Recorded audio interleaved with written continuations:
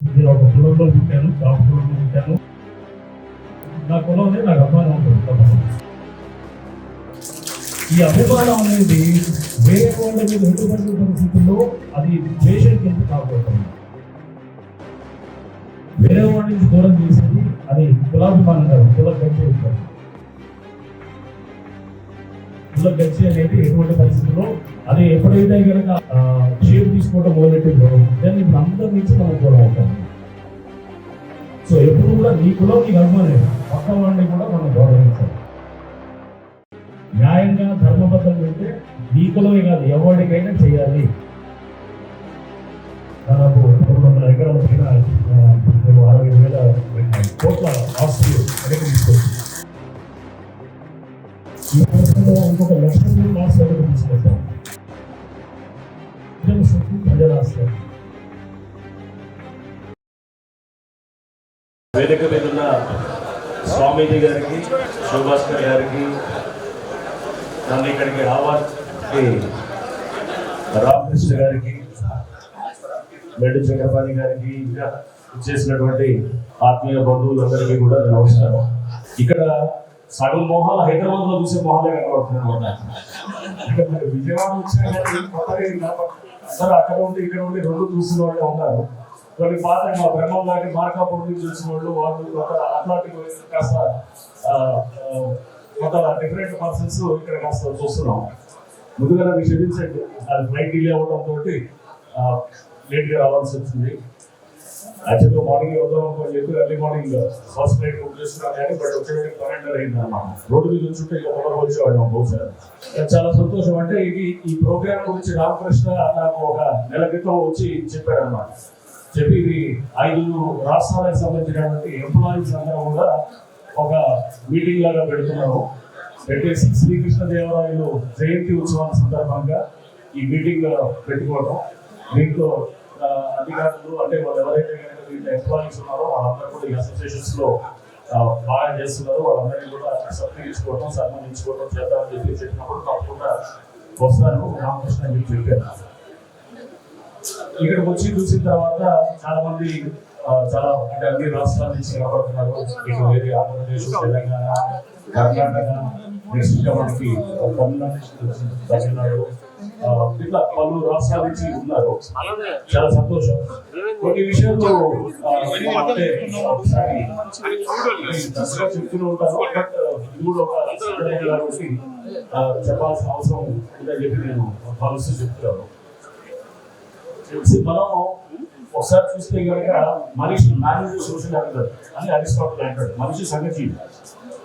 Evolution, ఒక మనిషి evolution కూడా మనం ఒకసారి జాగ్రత్తగా గమనిస్తే కనుక ఎవల్యూషన్ ఎలా అయింది? ఫస్ట్ మనిషి ఒంటరిగా అడవుల్లో వేటాడుతూ, ఆ తర్వాత ఒక గుంపుగా వేటాడుతూ, అంటే బలం గుంపు నుంచి బలాన్ని తీసుకోవడం, అంటే స్ట్రెంత్ అనేది ఒక కమ్యూనిటీ ఒక ఇది సైజబుల్ నెంబర్ నుంచి వాళ్ళు తీసుకోవటం అనేది మొదలైంది కదా. మనం అంటే మరి మంది కలిస్తే కనుక ఒక బలం ఉండేటప్పుడు మనకు మొదలైంది. అది హంటింగ్ నుంచి కానివ్వండి, తర్వాత మెల్లిగా వేట నుంచి మొదలయ్యి వ్యవసాయం చేసేదానికి అంటే సెకండరీ అగ్రికల్చర్ ఒక దగ్గర ఆగి, గ్రామాల్లో ఆగి మెల్లిగా అక్కడ వ్యవసాయాన్ని చేయడంతో అక్కడ కూడా 10 మంది అంటే ఒక పని ఆ పని మెల్లిగా ఒక గ్రామాలు తయారయ్యి స్పెషలైజేషన్ తయారైంది. అంటే ఒకడు ఒంటరి పని చేస్తాడు, చేస్తాడు, లేకపోతే ఒకడు ఇంకేదో అంశాలు పని చేస్తాడు, ఇంకొకడు ఇది చేపలు పట్టేవాడు ఒకడు, ఇట్లా అంటే స్పెషలైజేషన్ కూడా తయారైంది కదా. ఇది ఎవల్యూషన్ మనం చూస్తూ వస్తే కనుక ఒక మనిషి ఎవల్యూషన్ అంటే స్పెషలైజేషన్ అయ్యే కొద్దీ ఒకటి పని ఒకటి చేసుకోవడం. గ్రామంలో నీకు అవసరం అనుకుంటే కనుక నీకు సపోజ్ ఏదో ఫోటోలు కావాలనుకుంటే కనుక వాళ్ళు కూడా పార్టీకి సంబంధించిన దగ్గర పోతాం, మంగళ పని కావాల్సి మంగళ వాళ్ళ దగ్గర వెళ్తాం. ఇలా ఒకరి మీద ఒకరు సింబయోటిక్ రిలేషన్షిప్ అంటే ఒకరి మీద ఒకరు డిపెండ్ అవ్వడం అనేది మొదలైంది కదా. ఇది గ్రామాల్లో మొదలైంది. క్రమేపీ ఏమైంది? అర్బనైజేషన్, అందరూ మెల్లిగా సిటీలోకి తరలి రావడం. దీంతో ఈ రిలేషన్షిప్ అనేది సింబయోటిక్ రిలేషన్షిప్ అంటే నీకు నేను ముఖ్యం, నువ్వు నాకు ముఖ్యం అన్నమాట. ఇద్దరికి డిపెండెన్సీ సిండ్రోమ్, డిపెండెన్సీ అనేది ఇంకా ఇంకా బలోపేతం అవుతుంది. అయితే గతంలో ఉన్నటువంటి ఇది కొత్త ఇది మన చివర పనులు లేకపోతే ఇంకేదో కొబ్బరి పనులు ఇట్లాంటివి కాకుండా సర్వీసెస్ సెక్టర్ వెళ్ళిపోయింది. అంటే ఇప్పుడు అడ్వకేట్స్ వస్తారు, బ్యాంకర్స్ వస్తారు, టీచర్స్ వస్తారు, లేకపోతే ఇట్లా రకరకాల అంటే రకరకాల సెక్టర్స్ లో వెళ్ళి ఈ అన్నింటిలో ఉన్నప్పుడు ఇది ఎవరు ఏ సెక్టర్లో అయినా ఉండొచ్చు కదా. ఇప్పుడు ఇక్కడ ఈ టీచింగ్ అనేది చాలా కీలక పాత్ర పోషిస్తుంది అన్నమాట. అంటే మనిషి బలం అనేది ఎప్పుడు కూడా 10 మందిని కలిసి ఉంటేనే మన బలం. ఈ బలం నుంచి ఫ్లో అయిన కాన్సెప్ట్ ఈ నెట్వర్కింగ్ కూడా అంతే కదా. ఇప్పుడు మనం అందరూ ఇప్పుడు మీరు మాట్లాడుతున్నంతా కూడా ఒక ఐకాన్ అంటారు, ఒకళ్ళు గ్యాప్ స్టాక్స్ అంటారు, ఇంకేదో రకరకాల గ్రూప్స్ ఉన్నాయి. నేను అన్నింటిలో ఉంటాను. నేను గ్యాప్ స్టాక్స్ లో ఉంటాను, ఐకాన్ లో ఉంటాను, కాపుల సంబంధించిన దాంట్లో ఉంటాను, ముస్లిం సంబంధించిన దాంట్లో ఉంటాను, లేకపోతే ఇంకెవరు ఎస్సీలు సంబంధించి దాంట్లో ఉంటాను, అన్నింటిలో ఉంటాను అన్నమాట. అన్ని గ్రూప్స్ లో ఉంటాను, అన్నింటిలో యాడ్ చేస్తుంటాం, అన్నింటిలో ఉంటాం, చూస్తుంటాం, టైం ఉన్నప్పుడు రెస్పాండ్ అవుతుంటాం. ఎస్ క్యాస్ట్ అనేది ఎస్ మనం ఏంటంటే అది ఒక ఇక మన దీంట్లో బై చాయిస్ అనేది కాదు, ఇది మనం పుట్టుకతోటి వచ్చినటువంటి. సో క్యాస్ట్ అనేది ఎస్ తప్పకుండా నాకు నేను ఒక కులంలో పుట్టాను, కాపు కులంలో పుట్టాను, నా కులం అనేది నాకు అభిమానం ఉంటుంది తప్పకుండా. ఈ అభిమానం అనేది వేరే వాడి ఎటువంటి పరిస్థితుల్లో అది ద్వేషం కింద కాకూడతాం. అంటే మనల్ని మనం కలిసిపోయేటప్పుడు మనల్ని మనం కలిసిపోయేట ఉండే క్రమంలో వేరే వాడి నుంచి దూరం చేసేది అది కులాభిమానం కాదు, కుల గచ్చే ఇద్దాం. కుల గచ్చే అనేది ఎటువంటి పరిస్థితుల్లో అది ఎప్పుడైతే కనుక అది ఒక షేప్ తీసుకోవడం మొదలెట్టిందో దాన్ని ఇప్పుడు అందరి నుంచి మనం ప్రభావం. సో ఎప్పుడు కూడా నీ కులం నీకు అభిమానే, పక్క వాడిని కూడా మనం గౌరవించాలి. అతను ఏ కులస్తుడైనా కానీ కూడా, అతను ఏది బీసీ అయినా, ఎస్సీ అయినా, ఎస్టీ అయినా, ఓసీ కమ్మవారైనా, రెడ్డి వారైనా, ఎవరైనా కానీ కూడా అంత మనం అనుకునే భావంతో వెళ్తేనే అప్పుడు నువ్వు నీ యాక్చువల్గా అంటే అందరు అంటారు కదా, ఫస్ట్ కంట్రీ ఈజ్ ఫస్ట్. అంటే మన దేశం ముఖ్యం, సమాజం ముఖ్యం, తర్వాత నీ అఫ్కోర్స్ నీ క్యాస్ట్ కమ్యూనిటీ కూడా ముఖ్యం. ఒక చిన్న ఉదాహరణ చెప్తాను. నేను ఎస్పీగా చేస్తున్నప్పుడు ఒక 2 ఉదాహరణలు చెప్తాను, అంటే జస్ట్ అర్థం కావట్లేదు. ఒక జిల్లాలో ఎస్పీ చేస్తున్నప్పుడు ఒక ఐపీఎస్ ఆఫీసర్ అతను నాగరాజ్ ఉండేవాడు, ముస్లిం కమ్యూనిటీ అతను కొంచెం మొహాట పడుతుండేవాడు. ఎవరైనా ముస్లిమ్స్ వస్తుంటే కనుక అతను తను ముస్లింగా బ్రాండ్ చేస్తారేమో అనేది కొంచెం ఇబ్బంది పడుతుండేవాడు. పిలిచి లేదు అలా అనుకోవద్దు, ఎందుకంటే కులం అనేది ఒక ట్రస్ట్, మతం అనేది కూడా ఒక ట్రస్టే, అంటే నీకు నమ్మకం. అతనికి ఎన్నో సమస్యలు ఉంటాయి, ఎవరి దగ్గరికి వెళ్ళాలో తెలియదు. అట్లీస్ట్ ఈ నమ్మకంతో నీ దగ్గరకు వచ్చేదో అతని బాధ ఏదో చెప్పుకొని తీసుకుందాం వస్తారు. ఎప్పుడు కూడా నీ వాళ్ళని దూరం పెట్టాలని చేసి 10 మంది కోసం నీ వాళ్ళ దూరం పెట్టడం న్యాయంగా ధర్మబద్ధంగా ఉంటే నీ కులమే కాదు ఎవరికైనా చేయాలి అనేది మనం.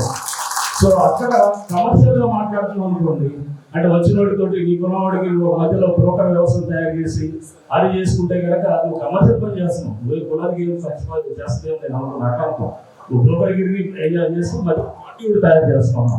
అంటే నీకు వాడి మధ్యలో ఒక విద్యుత్ తయారు చేసుకోవడానికి వాడుతున్నావు. ఇలా కాదు. సో అనేది ఏంటంటే కమర్షియల్ కాకుండా నువ్వు ఎప్పుడైతే కనుక నిస్వార్థంగా నువ్వు అతను చేస్తున్నావు అప్పుడు అది నువ్వు నిజంగా నువ్వు అభిమానాన్ని చూపిస్తున్నట్టు. 2వ ఉదాహరణ కూడా చెప్తాను. అది ఇంకొక జిల్లాలో కూడా చేస్తున్నప్పుడు ఒక ఎస్ఐ అతను ఏం చేశాడు, అతను ఎస్టీ కులస్తుడు ఉంటే అక్కడ ఎవరో అగ్ర కులస్తుడు ఏదో ఒక అక్కడ ఎస్టీ అమ్మాయిని కొంత అనుచితంగా బిహేవ్ చేసి అంత కష్ట చేస్తే నేను ఎస్పీగా నేను చెప్పాను అరెస్ట్ చేయండి వాళ్ళు ఏమంటే కనుక అతను 2-3 సార్లు చూపించుకొని ఏదో తాసారం చేస్తున్నాను. ట్రైనింగ్కి వెళ్ళాను అప్పుడు. ట్రైనింగ్కి వెళ్తే ట్రైనింగ్ అకాడమీ నుంచి కూడా ఫోన్ చేసి చెప్పారు, చేసి చూడలేదు అమ్మాయి మెసేజ్ పెడుతుంది ఏదో అరెస్ట్ కాదు చేయలేదు, ఏదో మేనేజ్ చేసుకున్నాడు, ఏదో మొత్తం లేదు. వచ్చిన తర్వాత మొట్టమొదటి స్టెప్ రాగానే అతను ఉద్యోగం తొలగించాము, సస్పెండ్ చేశాము. ఎందుకు చెప్పారు, పీట్స్ చెప్పారు, అరే నువ్వు ఏ వర్గాల నుంచి అయితే వచ్చావో ఆ వర్గాలనే విస్మరించి నువ్వు కనుక నువ్వు నీ న్యాయం చేసినా నేను చేయలేకపోతే నువ్వు ఎందుకు ఆ వర్గాల నుంచి నువ్వు ఏం లాభం అని చెప్పాము. చెప్పి అంటే నువ్వు అక్కడ వాళ్ళకి ఎస్టీలకి వాళ్ళకి ఎన్నో సమస్యలు ఉంటాయి కదా. ఉన్నప్పుడు మనం అక్కడ ఉన్నప్పుడు నువ్వు ఆ వర్గాన్ని సమస్య ముందుగా నువ్వు చేయకపోతే కనుక నువ్వు ఉండి ఎందుకు అక్కడ చేస్తాను. సో ఇలా చాలా మంది మన దాంట్లో అంటే నేనేది మన వాళ్ళు మనం ఏదో చాలా గొప్పగా మనం ఊహించుకోవాల్సి ఉంటుంది. మనమంతా మిడిల్ క్లాసు మామూలు ఎంప్లాయీస్ ఎక్కువ మంది ఉన్నారు. మన వాళ్ళంతా కూడా చాలా మంది ఏంటంటే పేదవాళ్ళు చాలా మంది ఉన్నారు. వీళ్ళకి సమస్య ఎక్కడ పోవాలో తెలియదు, వీళ్ళకి ఎటు పోవాలో తెలియదు, ఎవడు పలకాలో తెలియదు, ఎవడు ఉండదు వీళ్ళకి. ఇక్కడ మన ఏది ఇక్కడ తెలిసి లేదు ఎంప్లాయీస్గా కానీ మనం ఇచ్చేసి 10 మందికి మంచి చేయటం అనేది రెండోది ఈ గ్రూప్స్ కూడా మీరు అనేది మీరు ఎందుకు గ్రూప్లో ఉండాలంటే కనుక మీకు బలం అనేది చాలా ఇంపార్టెంట్. ఎందుకంటే నిత్యం నేను చూశాను, చాలా సందర్భాలు చూశాను, ఎక్కడైనా కానీ కూడా మనం ఈ గ్రూప్స్లో కనుక అంటే మీరు ఏదో అసోసియేషన్ పెట్టుకొని ఎవరికో ఒకరికి ఏదో అన్యాయం జరుగుతుంది. జరిగినప్పుడు మీరు వెంటనే మీరు ఆ గ్రూప్లో ఒక ఎంప్లాయీస్ అసోసియేషన్లో మా వాడికి జరిగింది సార్ అని చెప్పేటటువంటి పరిస్థితి అందరం కూడా మనం చూస్తుంటాం.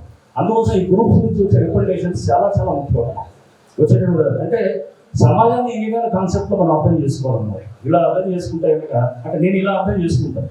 సో నేను చేసేటప్పుడు అవతల వాడికి నేను చేసిన దాని వల్ల ఏదో అతనికి ఏదో బెనిఫిట్ అవుతున్నది కాదు, ముందు నాకు ఆనందాన్ని ఇస్తుంది అనమాట. దానికోసం చేస్తాను. చేసినప్పుడు నేను దేర్ లైఫ్ ఆన్సర్ అనమాట. ఇంకంటే వేరేవాడికి నువ్వు చేసే దాంట్లో నీకు గుర్తు వస్తున్నప్పుడు ఇంకంత నుంచి ఉంటుంది. So this is how you have to look at life అన్నమాట. ఓకే, అట్లీస్ట్ నేను I see the perspective of life is this way అన్నమాట. సో చేస్తూ సరే మేము హైదరాబాద్లో చాలా చేస్తుంటాం. హైదరాబాద్ నుంచి బహుశా ఇక్కడ కూడా ఆంధ్రాలో కూడా చాలా మందికి తెలుసు. సో హైదరాబాద్ చేసేది కూడా పెద్ద ఎత్తున కూడా ఏంటంటే భూ కబ్జాలు చేసేవాళ్ళ మీద పోతుంటాం, చెరువులు కాపాడుతుంటాం, కుట్టలు కాపాడుతుంటాం. చెప్పారు ఇప్పుడు దాదాపు 1100 ఎకరాల పైన మేము 65,000 కోట్ల ఆస్తులు వెనక్కి తీసుకొస్తాం. ఈ సంవత్సరంలో ఇంకొక 1,00,000 కోట్ల ఆస్తులు వెనక్కి తీసుకొస్తాం తెచ్చి.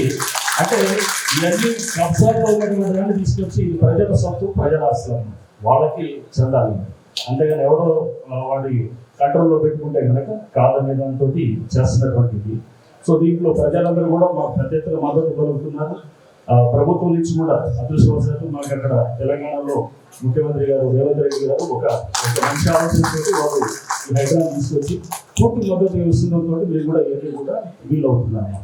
సో నేను ఈ రాయల్ అవార్డు అన్నప్పుడు కొంచెం నాకు ఇబ్బంది అనిపించింది. రామకృష్ణ చెప్పారు ఈ అవార్డులు దీనికన్నా మన అందరినీ కలవటానికి, మాట్లాడుకోవడానికి, ఒకరికొకరు ఎక్స్పీరియన్స్. ఎందుకంటే నేను చెప్పేదంతా కూడా నా దాదాపు 28 ఏళ్ళ అనుభవాన్ని నేను క్రోడీకరించి చెప్తాను అన్నమాట. సో ఈ అనుభవంలో చూసింది. సో మనం ఎప్పుడు కూడా 10 మంది కోసం మనం చేస్తూ మనం అభిమానం చూపించాలి, మనం కమ్యూనిటీ అంటే అభిమానం చూపించాలి. మళ్ళీ పక్కన వాడికి సమస్య వస్తే కూడా అది కూడా మనం చేయగలిగితే కనుక అప్పుడు దెన్ యు ఆర్ డిఫరెంట్. నీ అభిమానం నీ దాన్ని చూసుకుంటూ నువ్వు పక్కన పడేస్తే కనుక ఇన్నాళ్ళు జరుగుతున్న తప్ప అదే కదా. దాన్ని మార్పు చేయాలంటే కనుక ఇలా చేస్తేనే అప్పుడు మనం చూపించేటటువంటి మార్పు కానీ లేకపోతే మనం చూపించే సమాజంలో మనం తీసుకురావాల్సినటువంటి ఏదైనా చేంజెస్ అనేది ఆలోచన చేయాలి. ఇంకోటి మన రామకృష్ణ చెప్తున్నాడు, ఎంప్లాయీస్ అందరూ బయటికి వచ్చే పరిస్థితి అంటే మీరు వెళ్ళిగా వస్తున్నారని చెప్పేసి మనము నేను 16-17 ఏళ్ళ నుంచి నేను ఈ మీటింగ్ అటెండ్ అవుతున్నాను. అందరూ జనరల్ రిటైర్మెంట్ అయ్యేటప్పుడు మొదలు పెడతాను అన్నమాట. నేను 16-17 తిరిగి వల్ల చాలా ఇబ్బందులు ఎదుర్కొన్నాము, కష్టాలు ఎదుర్కొన్నాము, బట్ చాలా తృప్తిగా ఉంటాం అన్నమాట. మనలో మీరు అసోసియేషన్స్లో మీరు ఇంకా మనం అన్ని అనుకున్నట్టుగా 10 మందికి ఏమైనా సమస్య వస్తే కనుక మీరు ఒకరికొకరు సహాయకారిగా ఉంటే కనుక దాని నుంచి వచ్చే తృప్తి ఉంటుంది. అంతేగాని ఎంతసేపు మేము ఇక్కడ ఈ అసోసియేషన్ మనం ఉంటే కనుక మనకి ఏమవుతుందో లేదా మనకి ముప్పేస్తారో ఇట్లా అనుకుంటే కనుక కాదు అన్నమాట. అందుకోసం బయటికి రావాలి, ఎంప్లాయీస్ బయటకు వచ్చి మంచి వైపు అంటే కూర్చున్నప్పటి నుంచి రాజకీయాలు వాణి తిరుగుతాం వీళ్ళు తిరుగుతాం అది కాదు అన్నమాట. అని మంచి చేసుకోవడానికి చేయాలి, అది చేయాలి ఎంప్లాయీస్ అనేది. ఓకే. సో ఈరోజు నాకు ఇంగ్లీష్ అవకాశం ఇచ్చినటువంటి రామకృష్ణ గారికి అందరూ కూడా నేను సభాపకంగా ధన్యవాదాలు తెలుపుకుంటూ సెలవు తీసుకుంటాను.